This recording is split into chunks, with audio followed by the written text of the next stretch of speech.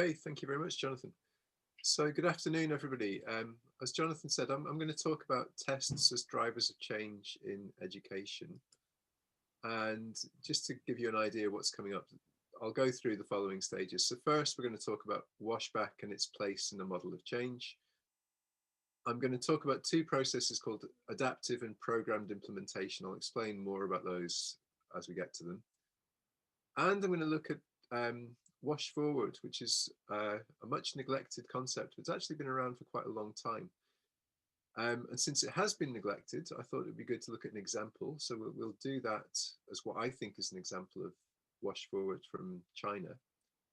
And I'll finish by talking a little bit about the implications.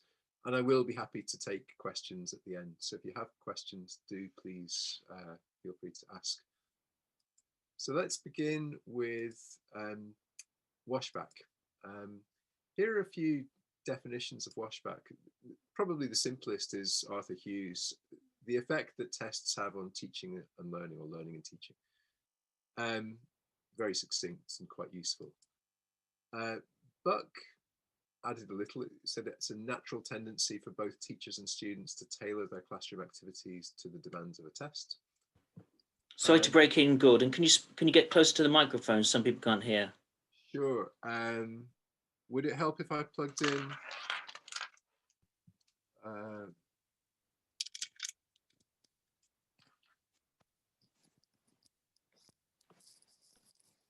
Can you tell me, is that any better, Jonathan? That's excellent. Okay, we'll do this. So, as I was saying, Cheng's definition of washback is an intended or unintended accidental direction and function of curriculum change on aspects of teaching and learning by means of a change in public examinations. Okay. So there's three definitions, all pointing in the same direction.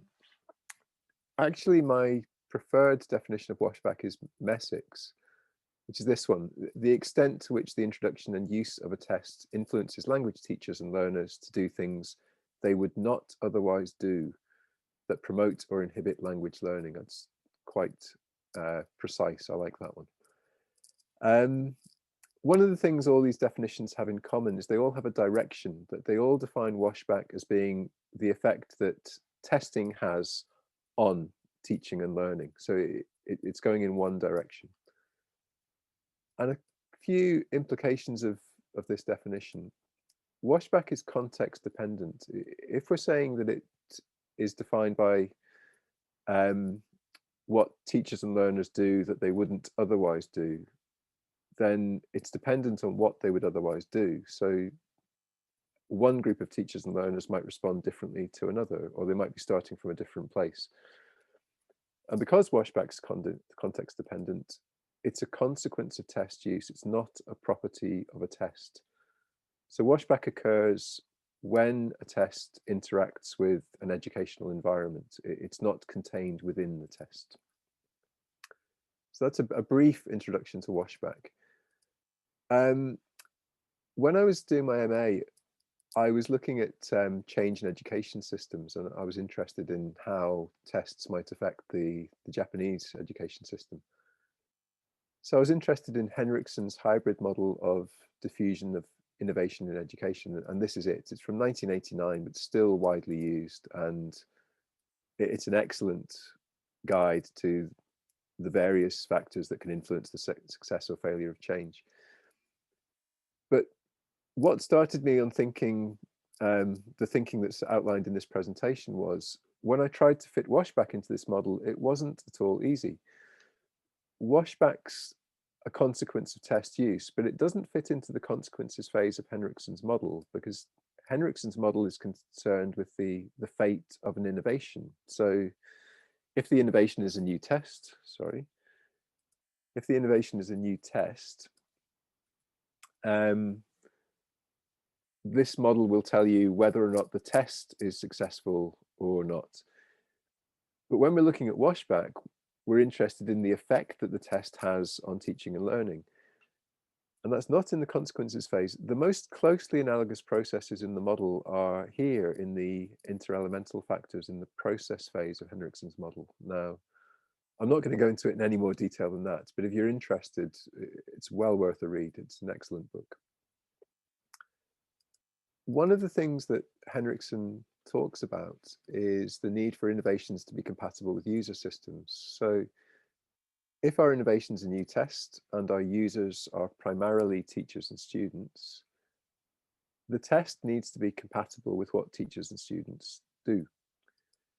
And Henrichsen emphasizes this as a factor determining the success of the innovation, and says that any mismatch is potentially threatening. So if the test and the teachers and learners are not well matched, it threatens the test. However, if we're going to use tests to drive change, we have to create mismatches like that. To illustrate it, if a test is already well aligned with teaching and learning practices, there's no pressure for teaching and learning practices to change. They're fine as they are. So in order to drive change, we have to do something like this. We have to create a gap between the demands of the new test and existing teaching and learning practices. And when we do that, what we're hoping is that the teaching and learning practices will adapt and rise to the level of the new test. Now, again, that's quite a brief explanation. I should point out, of course, the primary purpose of a test is not to drive change. The primary purpose of a test is to measure ability. But tests are very often used this way. I think it's quite common in national education policies for tests to be used as incentives for change. We'll look at an example of that later in the presentation. So, where does Washback fit into all this? Well, Washback is one of the mechanisms by which teaching and learning practices might adapt to the demands of a new test. But if you read the literature on Washback, it's quite commonplace to see that Washback doesn't always occur as intended. So I think there's more going on here, and I want to look into that today. I mentioned at the start adaptive and programmed implementation. These are both taken from Henrichsen's book, but Henrichsen cites Roberts, Gray and Gray, who first introduced the ideas. And adaptive and programmed implementation are two processes for the resolution of dissonance between an innovation and its user system. So first of all, adaptive implementation means adapting the innovation to fit with the user system. For example, localizing a test. Now, to illustrate that concept, let's look at a real example. The Sri Lanka study by Wall and Alderson was looking at the introduction of a new O-level English exam in Sri Lanka in 1988. And it's one of the first really important papers on Washback. But in that paper, there are some examples of adaptive implementation described. For example, the new exam was custom made to align with new textbooks. So the new textbooks and the new exam were therefore well aligned and mutually supportive. So that's an example of changing the test to work with the context. There were also conscious attempts to choose texts, topics, and authentic tasks that are relevant to Sri Lankan school children and their likely purposes for using English. So again, adapting the text to the test to the context. I will remember how to speak English soon. And plans for continuous assessment to test oral skills were dropped because they proved practically and politically impossible. So originally in the plan, testing oral skills was quite an important element, but it was never actioned because it was deemed that it wouldn't work in practice. So again, adapting the test to fit the context. So that's adaptive implementation. The other process that they mentioned is programmed implementation, and this works in the opposite direction. This brings about changes in the user system to accommodate the innovation. For example, teacher training accompanying a new test. So if we go back to Sri Lanka, the examples there are that the first textbook in the new series was accompanied by a teacher's guide, which included guidance on expected approach and how to use the new materials. And there was teacher training given to support the use of the new textbooks. And if you remember, the textbooks were made to work with the exam, or the exam worked with the textbooks. So this was aimed at facilitating positive washback from the test. So there's a quick overview of adaptive and programmed implementation. So we can add these to the model. We've got programmed implementation sitting alongside washback. So they both help to adapt teaching and learning practices. And adaptive implementation is a way in which the test can adapt to the user system. Okay.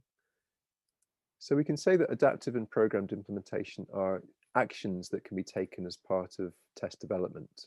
We have some control over what happens here. Washback, as we said at the start, it's a consequence of test use. So it's a response or a consequence that arises from the user system. We have less control over washback, and the literature suggests it's quite unpredictable. All of this begs the question, is there something else? Is there a parallel process to adaptive implementation? And I think there might be. Wash forward was first proposed by Leo van Lier in 1989 in a paper about oral proficiency interviews, which is, again, an excellent paper. I'd strongly recommend it if you're interested. And Van Lier said that aside from whatever recommendations are made in training programs and rating scales, raters may in practice come to rely heavily on certain discrete linguistic features, especially when decisions to cross bands or levels are at stake. And the prominent status of certain linguistic features in syllabuses makes this very likely, for example, conditional forms in English. And this suggests a possible wash forward as opposed to wash back effect of methodological and curricular concerns carrying over into the rating. As I say, Van Lier proposed this in 1989, and it seems to fit very neatly into this model here. So it's the perhaps unpredictable consequence or response in which, and it causes the test to adapt to the user system rather than the other way around. But since Van Lier proposed it, I can find hardly any mention of it in the literature. I found one brief reference to it in one paper. As far as I know, that's it. So it's just been neglected for 3 decades. So I thought, well, if wash forward exists, can we find any evidence of it in the literature? And I think we can. There's a paper about the National Matriculation English test in China. It was a study by Qi in 2005. To give you the background for the NMET, it was introduced in 1985. The aim was for greater focus on language use. And as part of that, the communicative writing criteria included appropriacy, and Qi looked at this in some detail. What she found, first of all, was that in the writing tasks in the NMET, there was a communicative context given, and this is Qi's translation. Suppose you are Li Hua. You and your friend are going to have a picnic in the People's Park. Your British friend Peter is going to join you. Use information given in the following drawing to write him a short letter and tell him how to find you once he's inside the park. Okay. So there is a very clear communicative context here. It's a note between friends, and there's a clear purpose for the communication. However, what she found was that teachers and students did not see communicative context as a basis upon which to choose an appropriate writing style. Instead, they interpreted context as a source of information to prompt grammatically correct sentences. The markers advice. So when the NMET was introduced, markers often gave lectures to teachers, giving them advice about how to prepare students. And in those lectures and talks, they tended not to mention appropriacy or communicative context. And instead, they tended to emphasize extracting key points from the input, linguistic accuracy, and handwriting, although these are not all emphasized in the criteria for the NMET. So the teachers didn't perceive the communicative context as a basis for choosing a writing style. The markers weren't advising them to do that. After 6 years, appropriacy disappeared from the criteria. And I would say, looking at Chi's account, it's debatable whether the appropriacy criterion was ever properly operationalized. So that aspect of the construct perhaps never was operationalized in practice. So I think that's a very clear example of wash forward.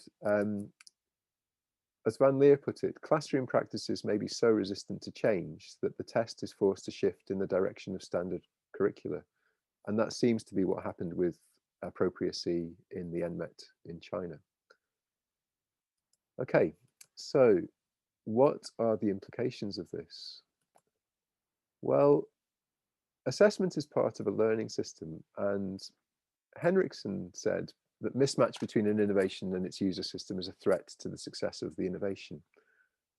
More recently, I think published this year, although I'm not sure it's actually been published yet, Barry O'Sullivan wrote about a comprehensive learning system. And he said that for an education system to work, assessment must be in harmony with the curriculum and all aspects of the delivery. And that any mismatch between these key elements of assessment, curriculum, and delivery doesn't just threaten one element, it threatens the whole system. So this is really quite important. To go back to the model, as I said, in the situation where you want to use tests to drive change, you have to create a mismatch in order to provide the motivation for change. But you have to resolve that mismatch to avoid threatening the system. And the processes there by which it might be resolved are quite relevant. Sorry, go back. And I think the point of all this is that, or one of the points of it, sorry if I go back, if you want to change teaching and learning practices, you have to work with teachers and learners. And a couple of examples from Chi are quite illustrative of what the problems might be. Chi said of the NMET, the selection function compels teachers and students to work for the immediate goal of raising scores so that much of the intended washback has failed to occur. So the NMET didn't succeed in its aims. And she said that Senior 3 English courses still focus on linguistic knowledge because it is perceived to be the construct measured by the NMET. So the perceptions of test users, teachers and learners, may actually have more effect on washback than the intentions of test developers. So that's one of the points to make. The other one is that tests demand but do not create knowledge or skills. And she records this example of a teacher trying to deal with appropriacy. The students were asked to imagine that a suitcase they had checked at a railway station had gone astray, so they had to write a letter to inquire about it. And the teacher thought their letters were not polite enough, so this was the advice that she gave. Anyway, you should sound polite. It's better if you write, I would be very much obliged if you could kindly help me to find it. Now, I think most of us will recognize that that's too formal and polite for a letter to a lost property office. But this teacher's doing her best to deal with appropriacy, but maybe just doesn't have the experience of using English and the knowledge of English that she needs to really help the students with this aspect. So we'll come back to the model. You can only draw from teachers and learners what they have the capacity to provide. So washback, and the test creates demand for new skills, but it doesn't create the new skills. Washback is only going to come from what teachers and learners have the capacity to provide. Programmed implementation has a role if there are new skills or an improvement in skills required to produce washback. And I think it's really essential. We can't expect washback to be the means by which education changes. There's a very important role for programmed implementation as well. So to finish, I think really what I'm arguing for is better communication between different stakeholders groups. Stakeholders include test developers, policymakers, teachers, learners, and parents, who are also quite influential, and researchers. And all of these groups of people need to be able to communicate with each other in terms that each other can understand. Because teachers and learners need to understand what a test is testing so that they can actually adapt what they're doing to meet those demands of the test. But test developers need to understand what teachers and learners have the capacity to provide, what skills they might need help developing, and how they perceive tests. As I said, the intentions of test developers may not be accurately reflected in the perceptions of teachers and learners. So better communication is needed all round. Now I'm going to finish there because I think that's my time up. If you're interested, the paper was published this month and it's available from this link. It's open access, so it's a free download. And I'll leave you with some selected references here. And now, if anybody has any questions, I will be happy to answer them. Thanks, Gordon. As Gordon just said, if you have any questions, you can post them in the chat box, or you can open your mics and ask Gordon. That's fine as well. Mikako says, can you please copy your paper title and paste it here again? Sure. Let me go back. In fact, I'll stop sharing. I might be able to do that. Hold on a minute. I can do that. Okay. I can probably get the link for you as well. So we are going to post the recording onto the forum. So that's there you go. Okay. Let me just go to the chat. So I've already done it. Okay. Okay. I'll post the link though as well. So is that your paper? Or is that just the title? Okay. Because no, that's the link to the paper. Thank you, Mikako. Okay, so Mark has said, and I just have to scroll up for this one. Mark said, how about the government's role of setting the parameters of tests? Well, my first question would be, is it the government's role to set the parameters of tests? Probably working in conjunction with test developers. But I think certainly the government should be involved. If there's a national education policy which includes things like curriculum and delivery, then it should also include assessment. And one of the problems with education systems is that assessment is often bolted on after everything else has been thought about. But it really needs to be in there from the start because it needs to work in harmony with the curriculum and the delivery. If you're interested in that, Barry O'Sullivan is far more knowledgeable about it than I am, but he's written some excellent stuff on that. But I think the key thing, whoever it is that's involved in making those decisions, need to make sure that those elements work together. The curriculum, the delivery, and the assessment need to be aligned with each other. Does that answer your question? It does, apparently. Sure, no problem. Kishore's actually asked, thanks, Gordon, very interesting. I think you said tests have been successful in driving change in some instances. Can you give us an example or two? I'm not sure I did say that. Have tests been successful in driving change? I'm struggling to think. I think I actually can't think of an example from the literature where that's been particularly successful. But from my own experience, for example, the opening up of the international market in education has meant that tests like IELTS and TOEFL have become more relevant in contexts where they perhaps weren't before. And we are seeing more of an emphasis creeping in on speaking skills in contexts where they perhaps weren't. I mean, East Asia is a good example that if you go back a few decades, speaking skills were probably routinely neglected.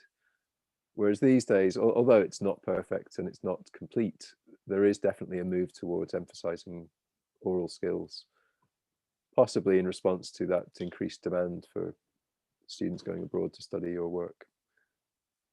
So that's a very vague and not very precise example, but I think that has potential. but the literature in general shows that where attempts have been made to do this, it very often doesn't work, which is a little bit depressing.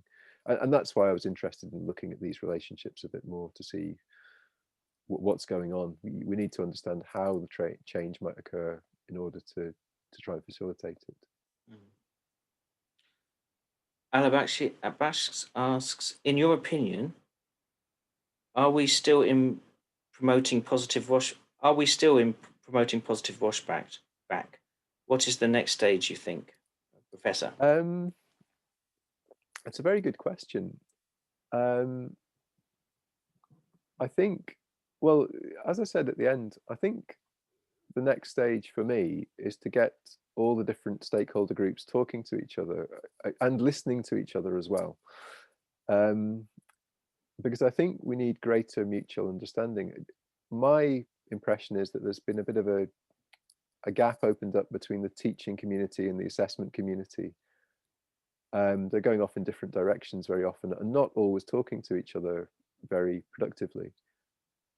And I don't think that's a healthy situation. I think both of those groups of people are essentially working towards the same outcome, and they really should be working together. So they need to understand what each other are doing. So I think that's the next step. And researchers have a role to play in that, in facilitating that communication and getting accurate information and sharing it. But as I said, the key thing is sharing it in terms that everybody understands. It's all very well writing academic English for academic papers, and we can all read that, but we need to be communicating with everybody else, the test users, the general public, and making that understandable to everybody. Absolutely. I think we've got time for one more question. Hello. Oh, can you hear me? Sure. Hi, Gordon. Good to see you again. I'm not putting my camera on because I'm only half dressed. I was just thinking, thank you for the presentation. It got me thinking, and I did find one example. Somebody talked about wash forth. His name was Mike Guest, and he published a Readers Forum paper in JALT. I've just found it. Okay. And yeah, he didn't cite Van Lier, but he used it in the context of in Japanese universities, the people who are making their entrance exams look at the high school curriculum to try to change their vocabulary level and so on in order to match it. So in some ways, the curriculum is changing the test. That was the argument being made in his paper. Okay, that sounds interesting. My only question would be, is that adaptive implementation or is it wash forward? If it's controlled by the test developers, I might classify that as adaptive implementation, but I'd definitely be interested in reading the paper. I think you'd have to read it and see if you can make sense of it yourself, because yeah, I don't know send that to me. Yeah. Okay, will do. David, yeah. Okay, thanks. Thank you, David. Thanks, Gordon, for your very interesting talk. It was excellent, and we learned a lot from it. So thank you. Oh, we have one more question, but Mikako, sure. Can you table that for Gordon later? Or email him, because we're really out of time now. Oh, she's doing clapping. Oh, okay. I don't know. I thought it was a hand up. All right. Okay. So thanks for the clap there, Mikako, and thanks very much for your talk. So thanks. You. The next talk will begin at 1. Let's see what time. What time is the next talk, Jessica? Jessica? Sorry, it's 2:20. 2:20. Okay, so we've got 10 minutes before the next talk. So thanks very much. If you want to hang around, that's fine, but we're going to put the screenshot on now. Thank you very much, Gordon. That was excellent. Thank you so much. Thank you. Okay, Thank and enjoy you, the rest of the Gordon. day. Thank you. Everyone. Thank you. Thank you. Goodbye. Thank you, Mikako.